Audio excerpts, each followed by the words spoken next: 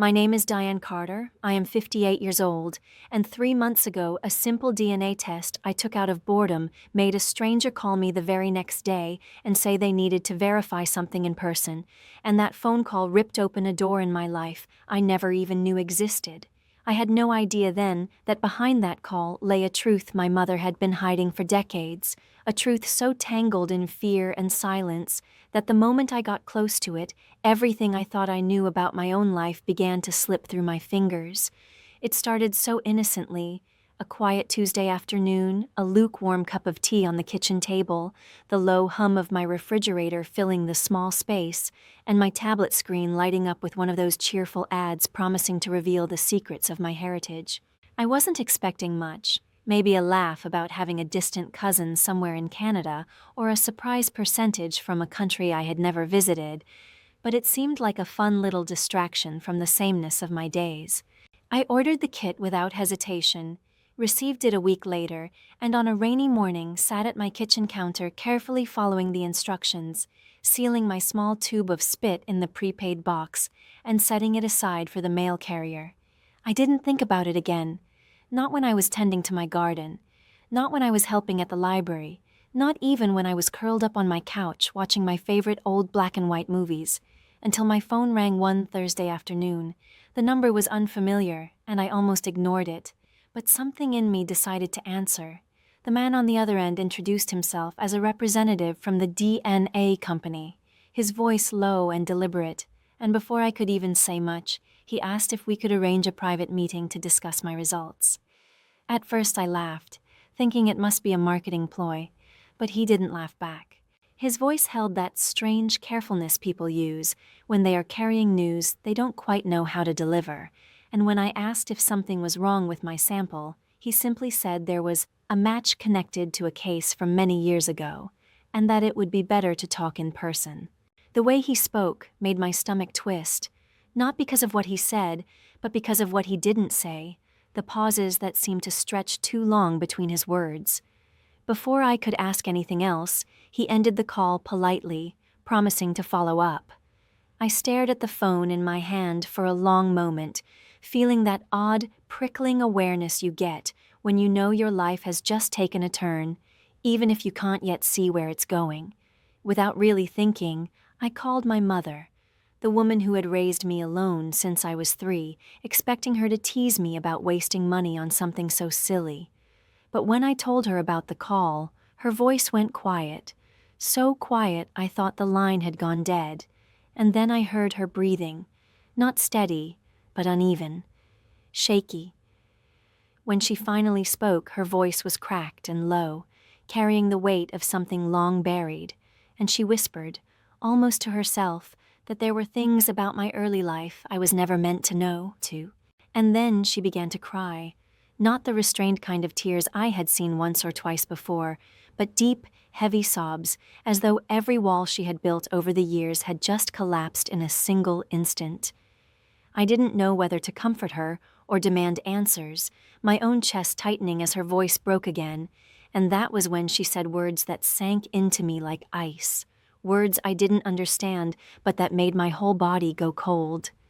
Diane, you were never supposed to find out. I barely slept that night, my mind trapped in a loop of my mother's trembling voice and the haunting weight of her words. And even when my eyes closed, the darkness behind them seemed to move with images I didn't recognize, but somehow felt connected to, as if memories I had never known were trying to break through. When the first light of morning spilled weakly through my curtains, it brought no sense of relief, only a dull heaviness in my chest, and I lay there for a long time, listening to the faint hum of the refrigerator downstairs, the occasional creak of the house settling, and my own uneven breathing. It felt impossible to stay still, the quiet making the questions in my head sound louder, so I finally got up, dressed without much thought, and drove toward my mother's house, my hands gripping the steering wheel more tightly than usual, the familiar route somehow feeling longer, the streets emptier, the cold air outside my window sharp enough to sting my cheeks. Her small white cottage sat at the end of a narrow street, lined with bare trees that looked like black veins against the pale winter sky. And for a moment, I just sat in my car, watching the curtains of her front window sway slightly, as if someone had just moved inside, trying to steady myself before walking in. When I opened the door, a wave of warmth and the soft scent of her lavender laundry powder mixed with the rich bitterness of fresh coffee wrapped around me. Yet the comfort I usually felt here was strangely absent, as if the air itself carried the tension from last night's conversation. My mother was sitting at the kitchen table, not bustling at the counter like she usually did in the mornings, her thin hands wrapped tightly around a mug as if she needed its solid weight to anchor her. Her shoulders slightly hunched and her gaze fixed on something invisible just past my shoulder. I took the seat across from her, the old wooden chair creaking under my weight, the scrape of its legs on the linoleum floor sounding almost too loud in the stillness.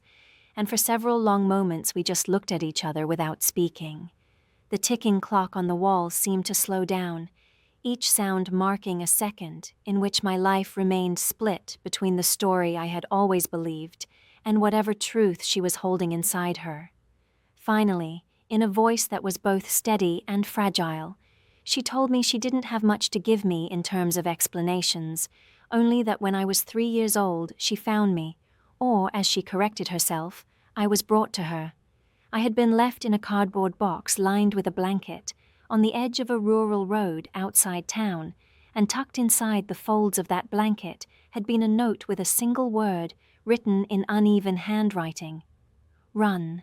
The image rose so vividly in my mind that it felt less like something she was telling me, and more like something I could see, the faded brown of the cardboard against the cold gray of the roadside, the rough wool of the blanket scratching against my skin, the words staring up at me in bold, shaky letters, carrying urgency even without context. My throat tightened, not from tears, but from a sudden sense of displacement, as though all the foundations I had stood on my whole life had been quietly crumbling without me noticing. I wanted to reach across the table, to ask her who had left me there and why, but before I could speak, she froze mid-breath, her eyes snapping toward the window with a sharpness that made my stomach flip. I followed her gaze and saw it, a dark sedan idling at the curb, its windows tinted so deeply I couldn't see a thing inside. The street was otherwise empty, the stillness around it making the low hum of the engine sound far too loud, and in that moment every muscle in my body went rigid. The seconds dragged as my mind tried to make sense of it, maybe just a lost driver, maybe a neighbor's visitor. But my instincts whispered something colder, that this car was here with purpose, and that purpose had to do with me.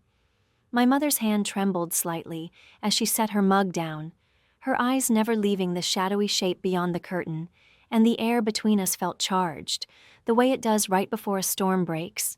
I realized I had been holding my breath when the car finally moved, rolling away as slowly as it had arrived, turning the corner and vanishing from sight without a sound beyond the fading hum of its engine. I exhaled in a rush, my pulse still quick, my palms damp against the edge of the table, and I caught my mother still staring at the empty spot where it had been. She whispered, almost as if to herself, that sometimes shadows from the past have a way of finding you, but it doesn't always mean they can still touch you. Her words should have been comforting, yet something in her tone told me she wasn't certain of that at all. For the rest of the morning, we spoke in circles, her answers always just shy of what I truly wanted to know, her eyes avoiding mine when the questions grew too pointed, and while she insisted that I should let this go, that sometimes not knowing is the safest path, the image of that sedan stayed in my mind like an afterimage burned into my vision. When I left her house, the cold air outside felt sharper, the early sunlight slicing through the last bits of fog and throwing long shadows across the street, and as I walked toward my car, I had the unnerving sensation of being watched, even though the street was empty. By the time I turned the key in the ignition, I already knew, no matter what my mother said, I couldn't pretend this was nothing. Something had been set in motion, and whether I was ready or not, I was already in the middle of it. The next morning, the phone rang again, and before I even reached for it, my heart had already picked up speed, because I knew, without looking, who it would be. And when I answered, The same careful voice from 2 days earlier asked if I could meet him at their local office that afternoon. He spoke politely, but there was an undertone of urgency, as if this wasn't something they wanted to leave hanging any longer. And before I knew it, I had agreed, my mind already spinning with questions I knew he wouldn't answer over the phone. I spent the hours before the meeting unable to focus on anything. The half-finished crossword on my kitchen table remained untouched. The kettle boiled and cooled without me remembering to make tea, and the clock hands seemed to move slower than they ever had. By the time I was driving across town, the day had shifted into one of those clear, cold afternoons where the sunlight feels too bright for the temperature, and the bare branches overhead cast long, skeletal shadows on the road. The office was in a low brick building tucked between a law firm and a dentist's clinic. Nothing that looked like it could hold answers to something as life-changing as the mystery that had been dropped into my lap. Yet as I pushed through the glass door, the warmth inside did little to ease the tight knot in my chest.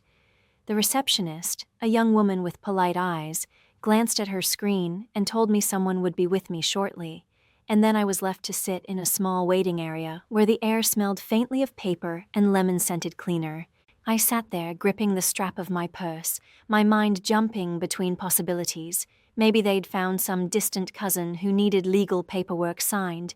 Maybe it was a simple record-keeping error. But each thought felt thin, too small for the heaviness in the air. The quiet tick of a wall clock seemed to echo against the beige walls, and every time the door behind the reception desk opened, I felt my shoulders tense. After what felt like an eternity, a tall man in a dark suit appeared, his face calm but serious, and he introduced himself as Mark Weston, a liaison between the DNA company and law enforcement for cases that involved special circumstances, as he put it. We walked into a small conference room with a single window that overlooked the parking lot, and I noticed immediately that the blinds were half closed, the afternoon light slicing through them in pale stripes across the table. He didn't waste time with small talk. Instead, he opened a folder and slid a single sheet of paper toward me, and on it was a photograph, a grainy, slightly faded image of a little girl, no more than 3 years old, with light hair that curled slightly at the ends and wide eyes that seemed caught mid-blink. I stared at it, and something inside me shifted, not quite recognition, but something close, like an echo from somewhere far away. Mark explained that in 1993, a child had gone missing from a neighboring state, a case that had made brief headlines before vanishing from the public eye. Her name was Emily Warren, and despite searches, appeals, and endless questions, she had never been found. According to him, my DNA results were an exact match for the child's profile kept in their missing persons database. He said the probability of a false match was so low it might as well be impossible, but still, there were steps to confirm it: in-person verification, cross-checking with medical and photographic records. I listened, my mind split between absorbing his words and watching the way his eyes seemed to measure my reactions, as though gauging whether this was news to me or something I had known all along. He asked if I had ever lived outside this state before the age of 3, and I told him no, at least not as far as I knew. He paused for a moment, then said there had been unusual circumstances around the disappearance. The case file suggested there had been tensions within the family, conflicting stories about the last time Emily had been seen, and a sudden withdrawal from public attention that left investigators with more questions than answers. The air in the small room felt heavier with every detail, and the blinds rattled slightly as a cold gust hit the window, making me aware of the silence between us. I wanted to ask him what exactly unusual circumstances meant, but before I could, his phone buzzed on the table. He glanced at the screen, excused himself briefly, and stepped outside to take the call. Alone in the room, I found my gaze drifting back to the photo on the table. The little girl's face drew me in. Something about the slight tilt of her head, the way her lips curved as if she was mid-word, the faint smudge on her cheek, and my stomach tightened with the strange, unsettling thought that I was looking into my own eyes from a time I couldn't remember. A sudden sound outside the window pulled me from my thoughts, the low growl of an engine idling. My pulse jumped as I turned my head and saw, between the slats of the blinds, the unmistakable shape of a dark sedan parked in the far corner of the lot. It was angled slightly toward the building, too far to see the driver clearly, but something about its stillness made my skin prickle. I stood, taking a step closer to the window, but before I could get a better look, the car pulled away, merging into the thin afternoon traffic until it was gone.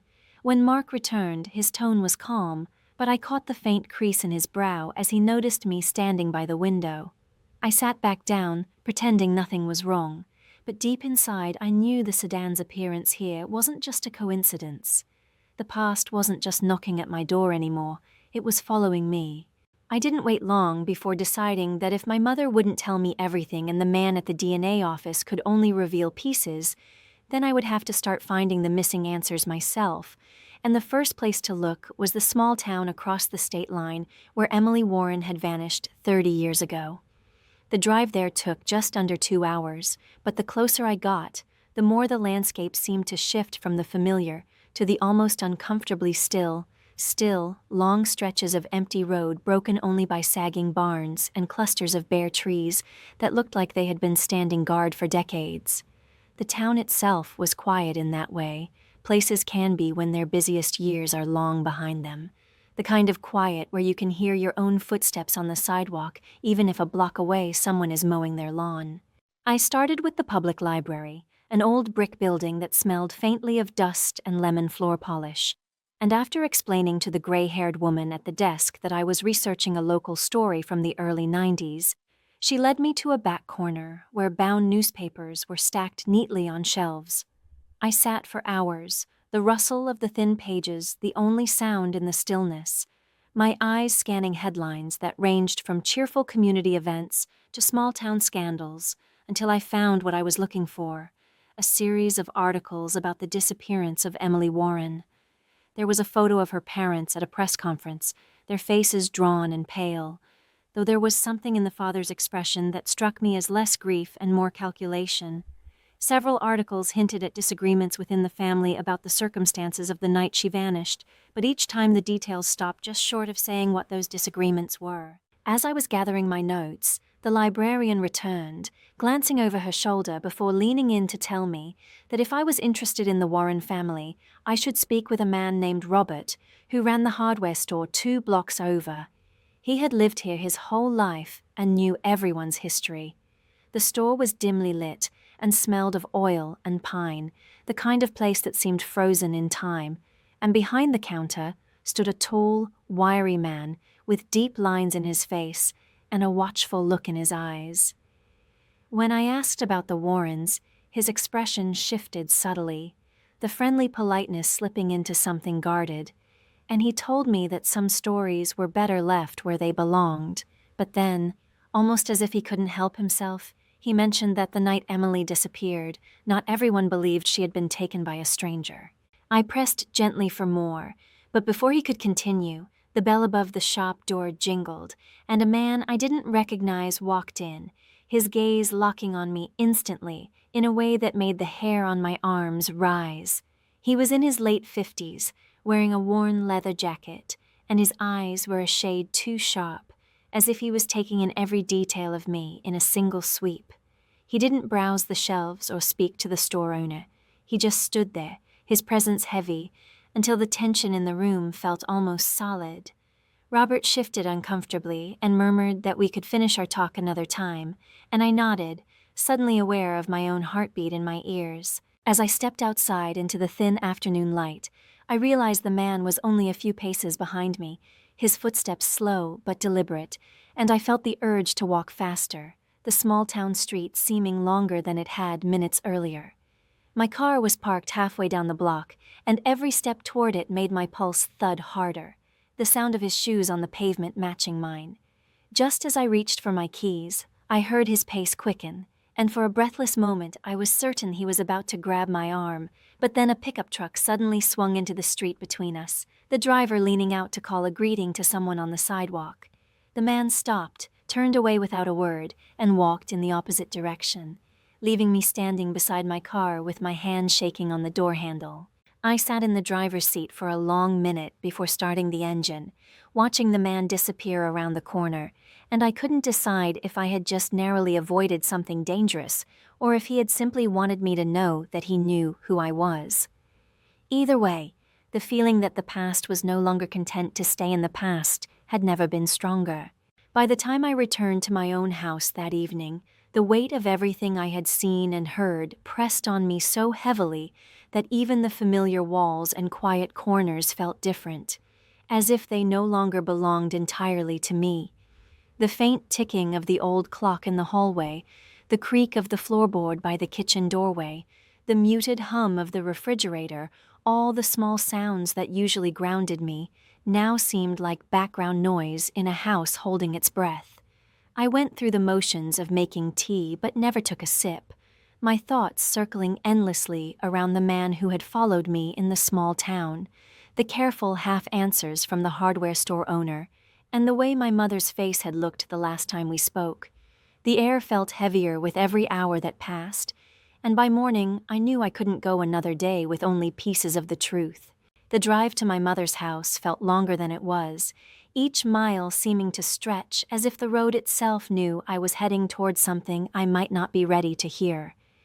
The frost on the grass in her yard sparkled under the weak winter sun, and the old wooden steps leading to her porch gave a soft groan under my weight. She opened the door before I had the chance to knock, and the look in her eyes told me she had been expecting me, as though she had known all along that my questions would eventually bring me back here without warning. We didn't go to the kitchen this time. She led me into the living room, where the curtains were drawn and only a muted light seeped in, painting the room in soft grays.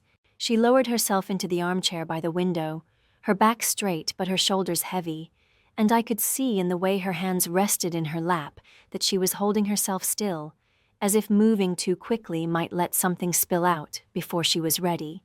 I sat across from her, my fingers laced tightly together, my pulse loud in my ears.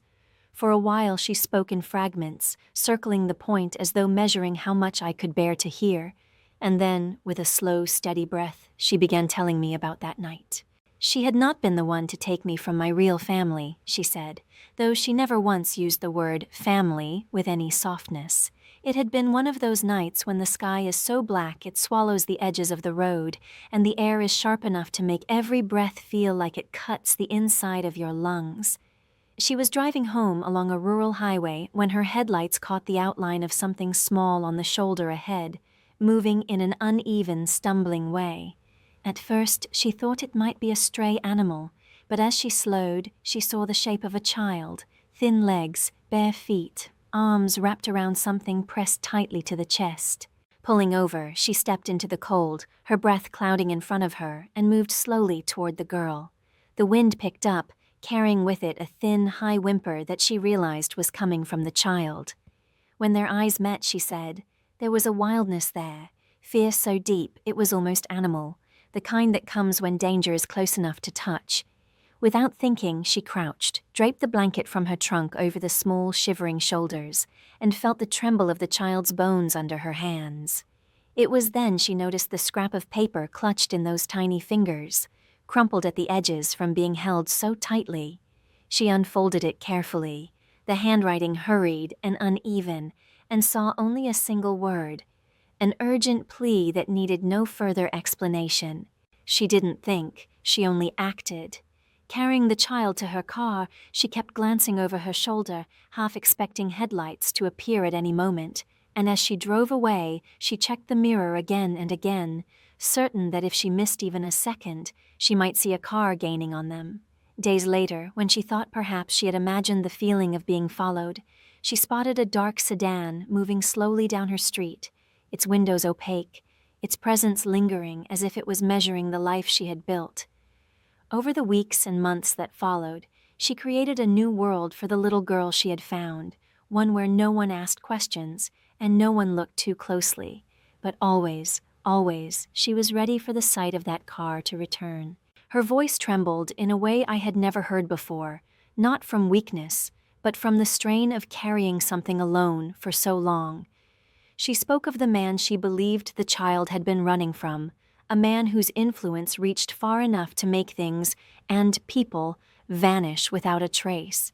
She had no proof, only the certainty she had felt that night when she looked into the child's eyes, but it had been enough for her to choose silence over risk.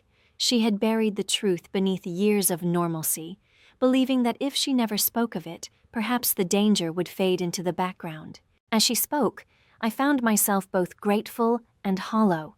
Grateful for the years she had given me, for the safety I hadn't known I'd been living under, but hollow at the thought that my life had been built on something that began with fear and flight.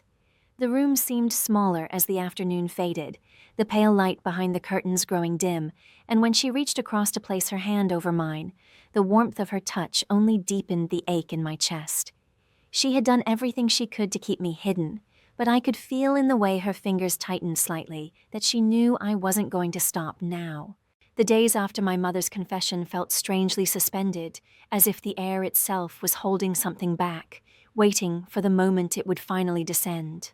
I moved through my routines with a sense of detachment, my mind always returning to the thought of that man in the leather jacket, the car in the parking lot, the dark sedan from my mother's memories.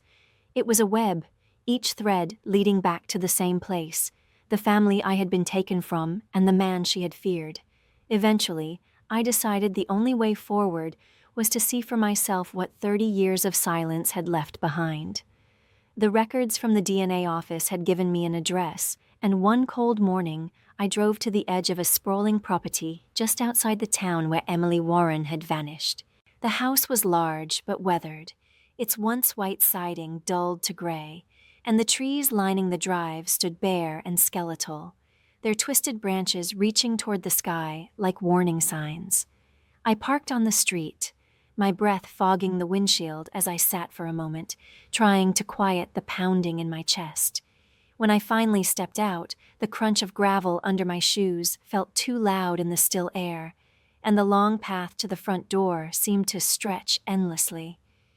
I was almost at the steps when the door opened, and there she stood, a woman whose hair was streaked with silver, but whose posture still carried the elegance of someone used to being seen. Her eyes moved over my face with an intensity that made my breath catch, and before I could say a word, I saw something in them shift, a flicker of recognition that reached deeper than sight. She invited me in with a quiet nod, leading me into a room that smelled faintly of polished wood and something older, something that lingered in the air like the echo of another time. We sat across from each other in a room lined with photographs, weddings, family gatherings, children frozen in moments of joy, and among them, in a frame near the fireplace, was the same grainy image I had seen in the file at the DNA office. She told me she had been searching for me for decades, though the search had long since turned to silence after doors kept closing and questions went unanswered. She spoke of a night when she had tried to leave with her daughter, the note she had written in haste, the hope that someone kind would find her before he did. And then, her voice tightening, she told me that the man I had been running from had been her husband, my father, a man whose influence in the community had kept him untouchable, even as rumors swirled.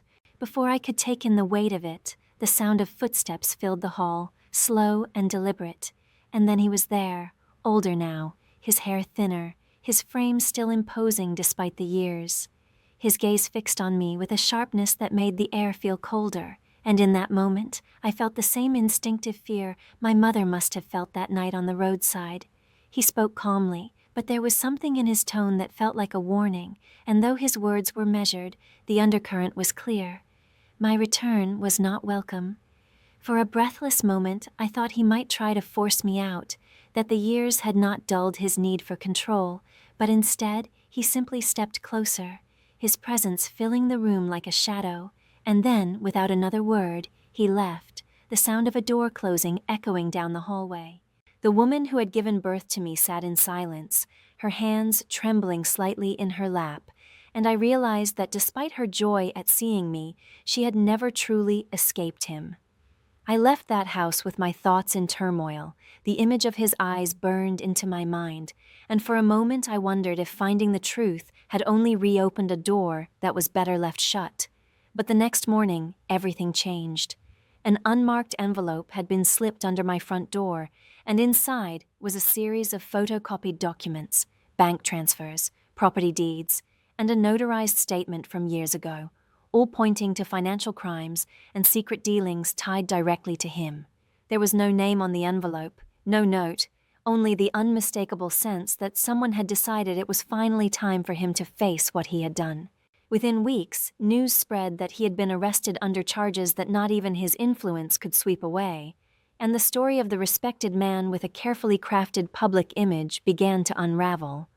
My birth mother, freed from the shadow she had lived under, began to rebuild her life in a way she had never dared before. My own mother, the woman who had found me, who had given me safety when I needed it most, watched all of this with quiet relief, knowing the danger she had feared for so long was finally gone.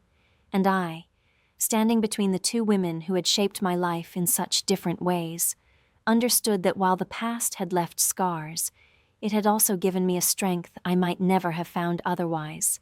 Sometimes justice doesn't arrive with the noise of a gavel or the glare of a headline. Sometimes it comes quietly, slipped under your door in the early hours of the morning, changing everything before the sun even rises.